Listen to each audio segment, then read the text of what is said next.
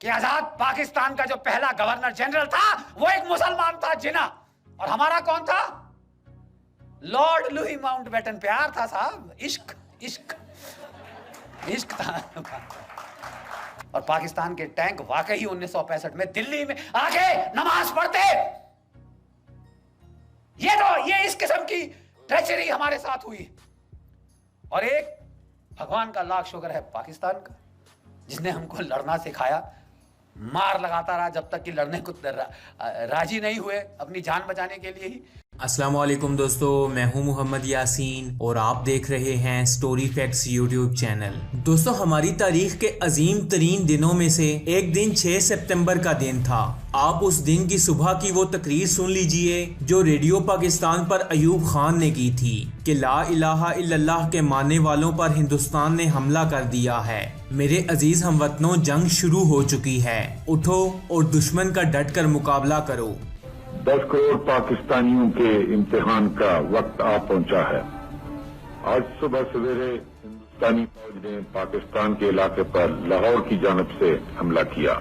हिंदुस्तानी हुक्मरान शायद अभी नहीं जानते कि उन्होंने किस कौम को ललकारा है। आप यकीन करें कि पाकिस्तान की पूरी कौम नारे तकबीर लगाती हुई सड़कों पर निकल आई थी। हिंदुस्तान ने 6 सितंबर की सुबह फजर से थोड़ी देर पहले लाहौर शहर पर हमला किया और इंडिया के जर्नैलों ने भड़क मारी थी कि हम लाहौर के जिम खाने में बैठकर शराब पियेंगे और बदमाशी की महफिल सजाएंगे।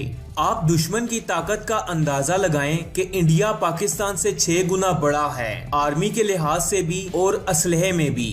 इंडिया के एक हमले में 500 टैंक्स इस्तेमाल किए जाते थे। लाहौर के बाद जब सियालकोट सेक्टर पर हमला किया गया तो उसमें भी इंडिया ने 500 टैंक्स का इस्तेमाल किया। पाकिस्तान के ऊपर अचानक से हमला हुआ और आप यकीन करेंगे everyone was shocked and Pakistan was totally caught by surprised. दोस्तों, क्या आप जानते हैं कि क्यों हम 6 सितंबर इतने इमोशनल और जज्बे से मनाते हैं? 6 सितंबर 1965 को ऐसे वाकयात रूनुमा हुए जिनको सुनकर यकीनन आपका ईमान ताजा हो जाएगा।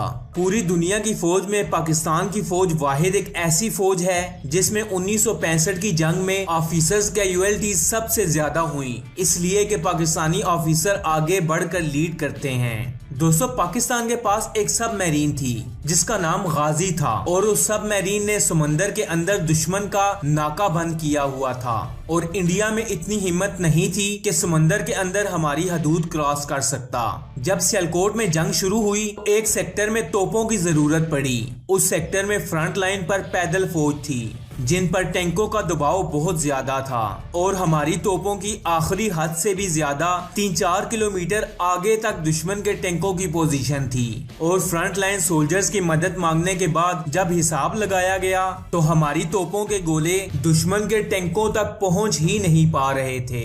और सूरत हाल ये थी कि अगर उस वक्त फ्रंट लाइन की फौज को मदद ना दी जाती तो सियालकोट शहर के उस पूरे सेक्टर पर दुश्मन कब्जा कर लेता। दोस्तों, जब किसी तोप में से गोला फायर किया जाता है तो वो अपनी आखिरी हद तक पहुंचने में 2 से 3 मिनट लेता है। बताया जाता है कि अल्लाह के तवक्कल पर जब दुश्मन के टैंकों की तरफ मुंह करके फायर किया गया तो नाकाबिले यकीनी तौर पर ठीक 3 मिनट के बाद फ्रंट लाइन पर मौजूद फौजियों की तरफ से वायरलेस पर नारे तकबीर की आवाजें आने लग गईं कि गोले बिल्कुल ठीक निशानों पर दुश्मन के टैंकों के बीच में गिर रहे थे। हैरानकुन बात यह थी कि ये गोले हमारी तोपों की आखिरी हद से भी 3 किलोमीटर आगे जाकर गिर रहे थे। ना उससे पहले इन तोपों ने इतने दूर फायर किए, ना उसके बाद इन तोपों ने इतने दूर फायर किए। लेकिन उस मौके पर जब मुस्लिम उम्मा को जरूरत थी, अल्लाह की तरफ से मदद भेजी गई। और ये सारी बातें बुजुर्गों ने अपनी किताबों में भी लिखी हैं। आप मुमताज मुफ्ती की किताबें देख लीजिए, सब में ये रवायतें दर्ज हैं और उस जमाने के अखबारों में भी ये सारे वाकयात छपे हैं। दोस्तों, मुमताज मुफ्ती लिखते हैं कि 1965 की जंग में जब जंग शुरू हुई तो मस्जिद नबवी शरीफ में मुसलमानों ने हजूर पाक सल्लल्लाहु अलैहि वसल्लम की जियारत की और बताया कि हजूर पाक सल्लल्लाहु अलैहि वसल्लम जंगी लिबास में असहाबे बदर के शोहदा के साथ दिफा के लिए तशरीफ ले जा रहे हैं। और ये बातें मुमताज मुफ्ती ने अपनी किताबों में लिखी हैं। इसके अलावा इनको उस जमाने के अखबारों में भी छापा गया, आप चाहें तो सर्च कर लें। इंडिया ने अपनी फोर्स को टास्क दिया कि रावी के पुल पर बमबारी करनी है। तो जो पायलट बमबारी करने आया था उसका त्यारा गिर गया और वो पायलट पकड़ा गया। जब उससे पूछा गया कि पुल तो तुम्हारे सामने था, तुमने बमबारी क्यों नहीं की, तो उसने कहा कि हमें बताया गया था कि वहाँ एक पुल है, लेकिन यहाँ तो 6 पुल नजर आ रहे थे। ये बातें दुश्मन के सिपाहियों ने बताई हैं, जिनको गिरफ्तार किया गया। आप यकीन करें कि दुश्मन के सिपाही पूछते थे कि आपकी वो घोड़ों वाली फौज कौन थी जिनके सफेद लिबास थे और उनकी तलवारों से शोले निकलते थे। इंडिया के पायलट्स ने ये बातें कही कि हम बम गिराते थे लेकिन वो फटते नहीं थे। रावलपिंडी के करीब 40 बम फेंके गए लेकिन सिर्फ 4 या 5 फटे, वो भी वीरान इलाकों पर। 1965 की जंग में अल्लाह की तरफ से गैबी मदद आई थी। अल्लाह कुरान में फरमाता है कि मैंने 1000 मलाइका नाजिल किए हैं, और ये बात सिर्फ 1400 साल पहले तक मौजूद नहीं है। जब भी मुसलमान अल्लाह और रसूल के नाम पर खड़े होंगे तो अल्लाह की मदद अपने नेक बंदों के लिए जरूर भेजी जाएगी, जिसकी सबसे बड़ी मिसाल 1965 की जंग है। दोस्तों, मैं आपको 1965 की एक और बात बताऊं जो शायद किताबों में दर्ज ना हो। जंग के दौरान इंडियन कमांडर्स ने अपने सिपाहियों का हौसला बढ़ाते हुए नारा लगाया कि लाहौर सिर्फ 2 किलोमीटर दूर रह गया है, थोड़ी हिम्मत और करो। लेकिन हकीकत में लाहौर इंडिया से 14 मील दूर था। पाकिस्तानी सिपाही इंडिया के आगे दीवार बनकर खड़े थे। जवानों ने दुश्मन के टैंकों को रोकने के लिए अपने आप को उनके सामने डाल दिया था और अपने सीने के साथ बारूद बांधकर टैंकों के नीचे घुस जाते थे।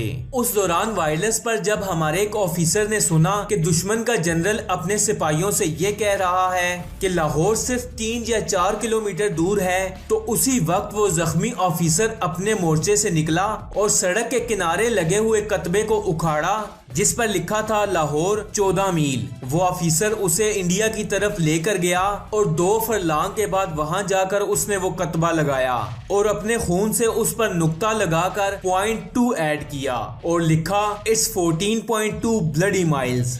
और दुश्मन वो 14.2 ब्लडी माइल्स आज तक पार नहीं कर पाया। ये मुल्क ला इलाहा इल्लल्लाह के नाम पर बनाया गया और इस मुल्क की तकमील में लाखों लोगों का लहू और कुर्बानियां शामिल हैं। इस मुल्क को कोई खत्म नहीं कर सकता। Once a legend said, there is no power on earth can undo Pakistan.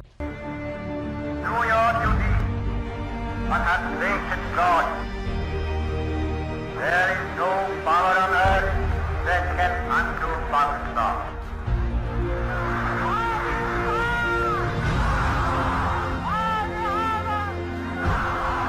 Pakistan Zindabad. Pakistan. Pakistan. Pakistan.